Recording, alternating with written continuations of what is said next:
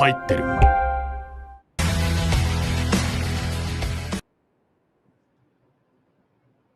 India 120 for 3 as tea is taken on what is the first day of cricket that we've got in this World Test Championship final. It's been taken about 10 minutes before what was the scheduled end of the second session. Extended sessions on day 2 after day 1 was washed out, meant that tea was supposed to be called in about 10 minutes from now. But as it turns out, bad light seems to have triggered an early tea for both players, courtesy of the umpires. We look back at the wicket of Chiteshwar Pujara, where India stand, and perhaps have a discussion as well on whether play should go on, even if it isn't as bright as it normally is. On Intel Presents, ESPN Cricket for Match Day, powered by Royal Stack. Sanjay Manjrekar, Dale Steyn with me. And just as the conversation, even on commentary, between Nasser Hussain and Craig McMillan was about whether the game is for the fans or is it for the players, should they go on playing even if the light isn't as great. Dale Steyn, someone's facing you. They want to go off as often as they possibly could. But where do you stand on this debate? I've had it happen many times. Well, I think the Proteas had it happen so many times where you lose a wicket and then all of a sudden the umpires get together and they go, "Oh, all right, let's get off the field," and you think, why couldn't that have happened 30 seconds ago? So I think with 10 minutes to go to tea, it's not the end of the world. I'm not there. I can't see it when it's dark and gloomy, but it is in their hands to make the correct decision. And then the thing is that they've got to run by it. Once they set a standard, you just expect them to stick with it, because you don't want to be in a position of strength when it's the other way around, and then all of a sudden the game gets pulled off. So they've set a standard now, and they're just going to have to stick with it. The game's evolved, Sanjay, over time. Now it's not the batsman going and complaining, or the batsman being offered the light. The umpires just take this call themselves. But after you've lost a day's play, when you know that there could still be weather around, can the yardstick just be a little longer at times? Can the rules just be a little more in favor of the viewers? Not so much in favor of the viewers, but to be reasonable about, actually what is the concept of bad light is that you can't see the ball. In a way that you're so disadvantaged that you can't see the ball, and you could get out because you couldn't see the ball, or you could get hurt because you couldn't see the ball. But that yardstick is now completely gone. And now we have a certain kind of, understanding of what is good and bad. And it's always, the officials in the game are on the side of extra caution. And very rarely you'll find officials forcing the players against their wishes to continue playing. And I've covered the game at the ground on many occasions, and when play has been called off, it's never that dark where you can't see the ball, but that's how it is currently. But hopefully, I think we'll still have enough time to ensure that get enough cricket and result as well. But bad light has been like this for a while. It's a very elite problem. I say that because it's an elite cricketer's problem, only an international cricketer's problem. When you play the level of cricket that I do, Dale, you want to stay on the field no matter what. We don't get the opportunity to play. Have you international cricketers ever thought, let's get together and tell the umpires, no, we'll play. It's okay. We're okay. It's strangely enough, I've always found that, like, our guys, cricketers are the hardest training guys for people that wish for things like bad light and rain. They train their bollocks off. They go and hit 1,000 balls, they bowl and everything like that. And then the morning of the game, they look out their window and they're like, is it going to rain? Please rain. Let this get delayed a little bit. It's so strange. And yet when you're in a position where you feel like you can take a wicket or you can dominate the game or something like that, then you complain. You're like, no, we want to stay on for a little bit longer. So there's always a little bit of give and take from both parties, umpires and players. It's all kind of funny all round. All right, let's hope that we don't see a game that goes down to the last wicket that needs to be taken, or the last few runs that need to be scored, and then you start counting the odd overs that were lost. Let's hope we have enough time for a result. Let's talk about the action that we did see in that session, Sanjay. 1 wicket of Chiteshwar Pujara, 51 runs for India. Score moves on to 120 for 3. What do India take away from that session? If India have to focus on the positives, they'll say, despite any warm-up games and losing the toss and batting on a pitch that has plenty of, help for the seam bowlers, overcast conditions, you've just lost 3 wickets in 2 sessions. Not a bad thing to happen. So they'll take that as solace, but the score is not really moving forward. And if you, sort of imagine two or three quick wickets falling, all the hard work would come to naught. But then again, New Zealand have to bat. India have a quality batting lineup. So just to assess that particular session, important wicket of Pujara lost in very familiar fashion. The middle stump line is often employed against Pujara. He either gets leg before a bowl, and I felt sorry for him today because he was playing really well, wasn't missing too many, also looking by his standards at every scoring opportunity. Good bowling change, Trent bowled offering something different. Nothing really majorly wrong with the kind of shot that he plays, but it's a line that has troubled him over the last few years. So once again, another dismissal with Hmm. that middle stump line. And apart from that, we've seen some serious grafting from the Indian batsmen, especially from somebody like a Virat Kohli. Now, when you see a session with 51 runs scored in 27 overs, that's less than two an over, Dale. There are always those that are wary of discussing scoring rates and strike rates for batsmen in Test match cricket. But what do you make of just where this game stands? Have India kept New Zealand in the game in spite of losing just 3 wickets as a result of the scoring rate, or have they done well to just keep it at 120 for three? Yeah, I like what Sanjay said about India not having any warm-up games. They'll be quite happy that they've only lost 3 wickets in 2 sessions of play. But you want to see somebody like maybe Pujara. He faced 50 balls, and we know that this is the kind of player that he is. But I'm sure if he went back and he sat with the video analyst, he would find that there are deliveries there where he could have created an opportunity to maybe rotate a little bit more strike. Where I saw something come up and it was like dot dot dot dot dot dot dot four dot dot dot dot four and then a wicket. And I'm sure in all those 50 balls that there's somewhere there he could have rotated strike, and just gotten that scoring to kind of just nudge on a little bit for himself as well as his team. India will be happy that they haven't lost as many wickets, but they want to be able to keep that scoreboard ticking over, keep the rotation going. These are cliches of the game, but they all do matter, because if New Zealand come out after tea and they take 2 wickets in 2 balls, 120 for 5, all of a sudden looks like Sanjay said, then all that hard work seems to be undone very quickly. So you want guys like Pujara to bat long innings, but at the same time, you also you want him to score a little bit quicker. Just keep that run rate ticking over. 140, 150 for 3 at this stage of the game would have looked a little bit better. We've been I just down want this to road make before, Sanjay. a technical observation on something that caught my eye in that last couple of years. You've got to hand it to the Indian batsmen. They've shown great mental fortitude and discipline, considering against the odds. That they're playing this Test match, lost the toss and everything. But having said that, what was really interesting watching Pujara, Ajinkya Rahane played one shot off the back foot just before the play was called off for tea. But you saw only front foot play from the Indian batsman today. So I'm talking Virat Kohli. Virat Kohli is no surprise. There's absolutely no back foot play that was seen in that section. And what it does, obviously, is they are trying to cut down on the swing. Now, Virat Kohli is somebody who's relied on this theory, but that does bring the scoring rate down a little bit. If you mix it with back foot and front foot play, you tend to get a little more runs. And if you look at somebody like a Steve Smith, or Alistair Cook for that matter, and Joe Root also, who likes to get onto the back foot, they are able to look at more.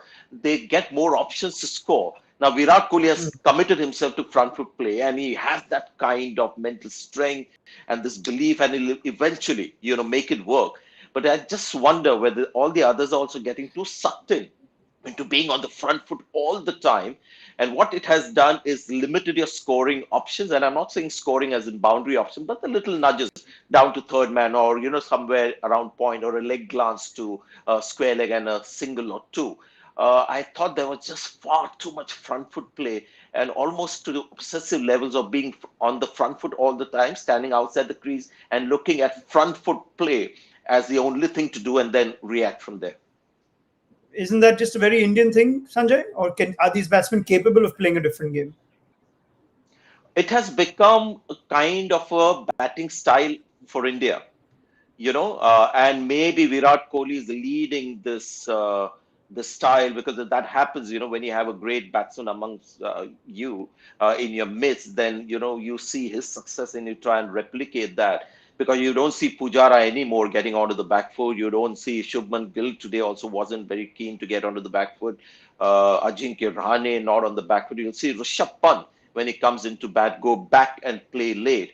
So batting is both off the front foot and back foot. And if I look at England's, batsmen who have scored prolifically in England, to use that word, there have been a lot of successful back foot players. Alistair Cook comes to mind, Steve Smith, the amount of runs he's got. Ashim Amla's, got a triple hundred there in England. So maybe, we'll see how this match goes. And just see where the front foot play has also been another reason why we are seeing the kind of scoring rate that we have seen from India. I wonder what you make of Sanjay's observations, Dale, and also what you've seen of the way India's batsmen have approached this. I go back to the chat that the two of you had regarding how you would bowl to Kohli and Williamson, and you thought Kohli was someone who wanted to come forward, who wanted to take the game to Williamson, someone who made you feel like you were bowling on a 30-yard strip. But that doesn't necessarily mean that the players playing on the front foot actually get more runs. This has been a tough session, an attritional session. So what have you made of India's approach, and would you have gone with Sanjay that perhaps it could have been a little more front and back footed mixed up? Yeah, I think they could have changed up where they bat in their crease. So you've seen them batting out of their crease a lot to probably negate the amount of swing that's there.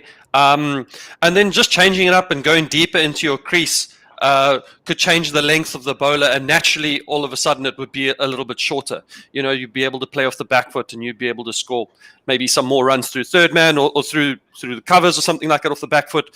On a wicket like this and conditions like this where low scoring might be the way that the game's going to go, you should never turn down an opportunity to score runs. That's the biggest thing, because you could be sitting in a situation now where you've grinded it out beautifully, 120 for 3, but you can come out after tea, like I said earlier, you get 2 quick wickets and all of a sudden you 120 for 5.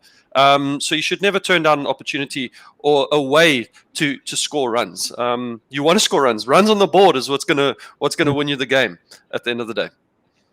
And Raunak, quickly to add, and I'm not saying boundaries, looking for boundaries, just about ones and twos in different areas. And when you're on the front foot that far forward, you limit your range, to get those ones and twos. Virat Kohli, has his own method, and he'll eventually, because he's so mentally strong, he'll make anything work. I mean, tomorrow, if he decides to play everything off the back foot, he can manage that as well. But for the others, you've got to look at that little space behind the batting crease as well, because once they start doing that, then you get the ones and twos behind square on the off and leg as well.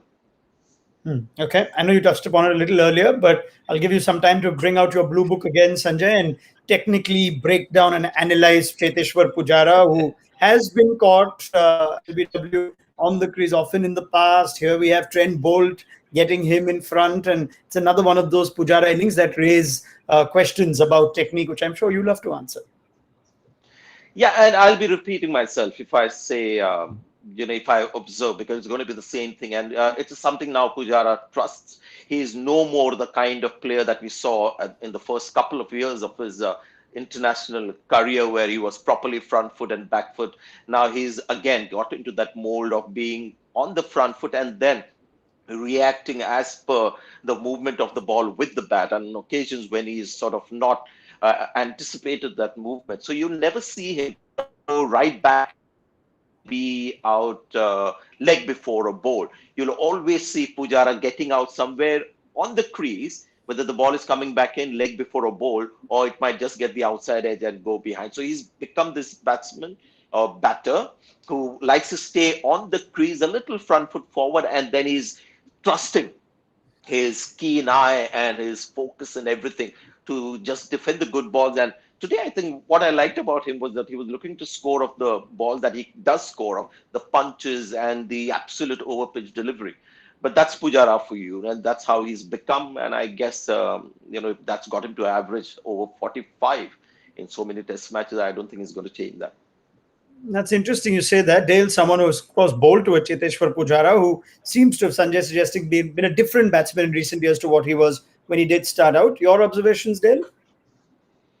Yeah, just I mean, I'm never going to judge somebody that averages 45 with the bat. I might average 10.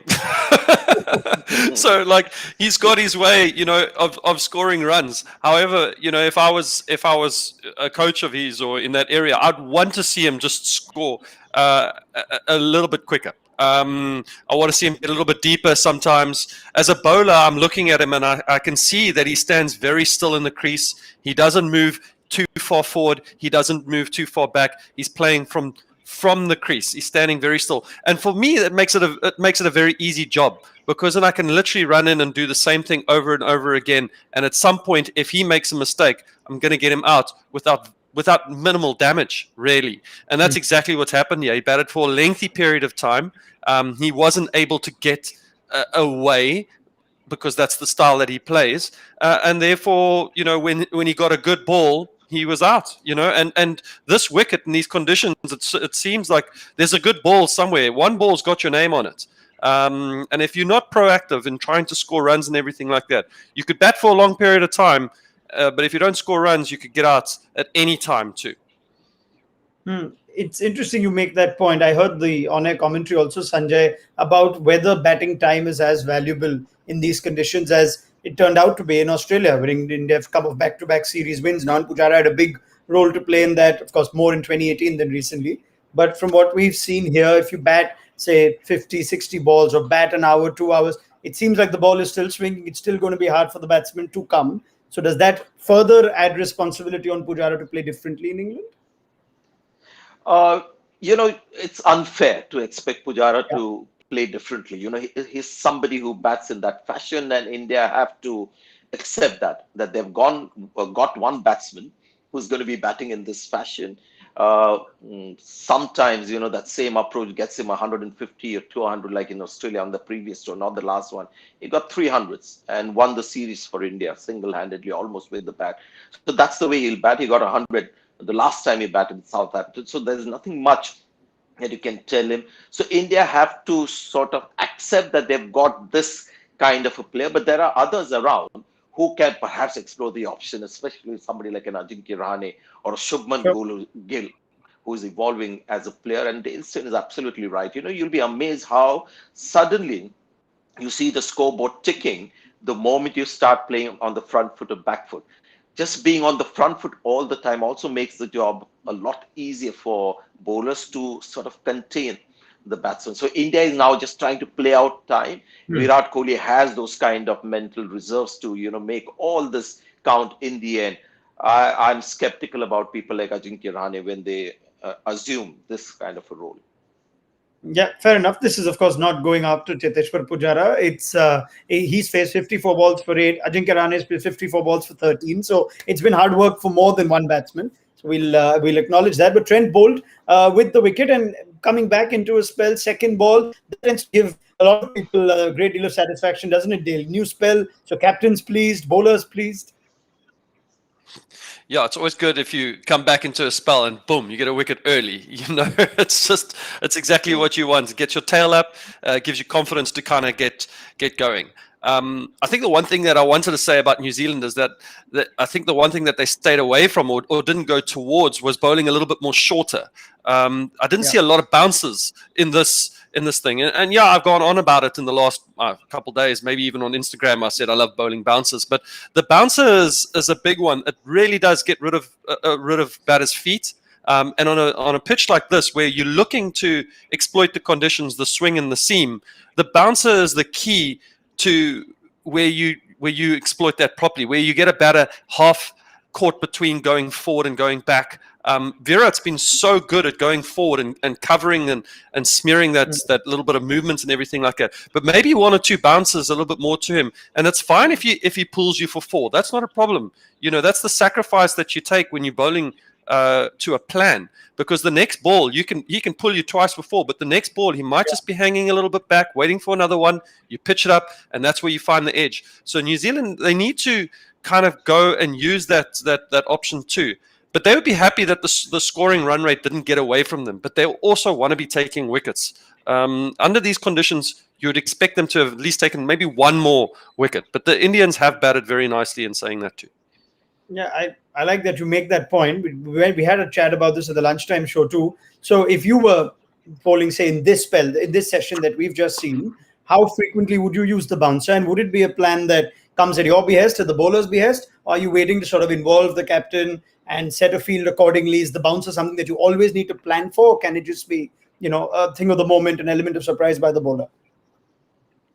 I think whoever's standing at slips and everything like that, most of the time it's always a captain. Kane will come over and he'll always remind you, don't forget about your bouncer, And there's nothing wrong with not setting a field for a bouncer. You don't have to have a deep square out for the bouncer. You can leave it open. You can say, pull, take it on. If you hit me for 4, that's not a problem. The moment you put a deep square out, they might plant the idea that you might bowl a short ball. But it's the use of it. You have to use it. You have to let the batters know that that is part of your arsenal, part of something that you can use to get them out. And they just didn't use enough of it in that session. They might go more to it after tea once the ball gets a little bit older, and it might lose a little bit more swing. We don't know yet. We'll see. It seems to be swinging a lot, but it's something that they should definitely start to try. All right. Just looks like we have a delayed resumption of play. I'm assuming it's for bad light because we did not see the umpires call for the covers on their way out while taking tees. So we will wait and see how things evolve in Southampton. Before I leave you all, though, there was an incident that also involved the umpires much earlier in the session. A non-review of sorts, some confusion on air when we saw a catch down the leg side, or at least a claimed catch down the leg side. And eventually it was an umpire's review, which mandated that all the protocols be checked. And eventually, because there was no bat, Virat Kohli stayed where he was. But it does trigger a point on whether that needs to be looked at, given Kane Williamson was all set to take a review, and it was at the behest of the umpire's review that he didn't, and therefore saves himself a review. Sanjay, you saw all of it. What do you make of it? Yeah, one of the things that I do is I watch cricket on mute. So sometimes just sort of watching everything and wondering what's happening. I think if the ball was going down the leg side and you saw the excited expression of Trent Bolt and you saw Watling as well, very excited, the umpire should have just left it the players because he could just, say, I don't know what's happening, but you've got the review. If you want to have a look at it, do it. If it's the umpires who went for the review, then I don't think it was the right call. Yeah, when you leave it to the umpire review, it's going to be discretionary or selective, Dale. When they aren't sure, they'll go up and check catches. But the protocol seems to suggest that you're entitled as the umpires to check everything, in which case this did in some ways end up being a free review for New Zealand. Does that need to be looked at? Yeah, I mean, it's the first time I've seen something like that, I guess. Unless something happened, like it got, I don't know, a bug flew in the umpire's eye and he didn't see what happened in that ball. And he's like, well, it's clearly something important. So I didn't see what happened. Let me take a review and let me go upstairs. But he should have either given Virat out or said not out and then left it to New Zealand. If he had said not out, then New Zealand have the option of taking the review. Or he should have said, yes, it's out, and we should make sure that it's a clean catch, and then we carry on the game. But there was no decision made, and they just went upstairs to the third umpire. And like you say, basically a free review. Maybe something we should be asking the umpires at the end of the day, what exactly happened there. But yeah, Kane won't be complaining much. I mean, he got a free one and didn't lose a review. And Virat did the right thing.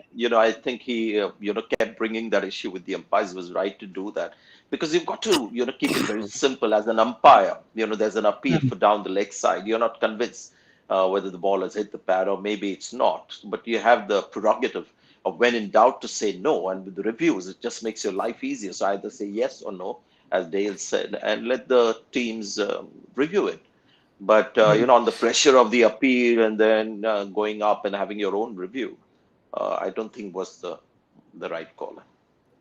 All right. I must, if I can say one thing, sorry. I was also pretty impressed with Virat because being the captain, he didn't kick up a big fuss about it. He just let it happen. I suppose he knew that he wasn't out. He didn't feel that there was any edge or anything like that, and just got on with it because I felt like he knew that there was a lot more importance at stake. He didn't have to have that in the back of his mind bothering him. He's probably made a little note of it, and at the end of the day he'll go to the third umpire or the fourth umpire or the match referee and say, look what happened there. But at that moment he quickly had a word with the umpire, and then just got back into batting mode, which was also really important, because that kind of stuff can frustrate the batsman, especially a captain who's out there. Next ball, big shot, flash, caught behind.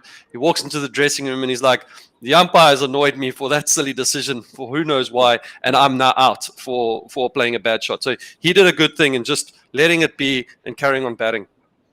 Yeah, would have been a All second right. review loss for New Zealand, Raunak. Yes, you and know, that would have left them with because just one. Yes. they were pretty upbeat about getting it in their favor. They would have gone for the review, New Zealand. Yes, I mean you could see that the only reason Kane Williamson didn't trigger the review sign before the time limit was because the umpires had communicated that they are checking it anyway.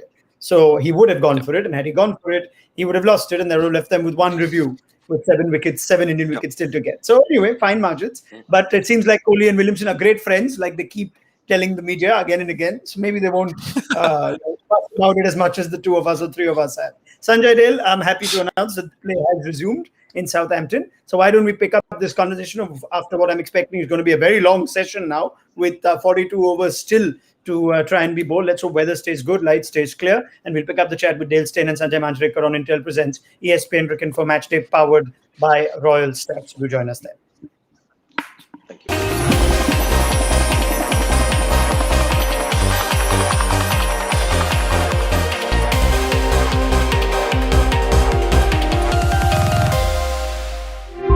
インテル入ってる。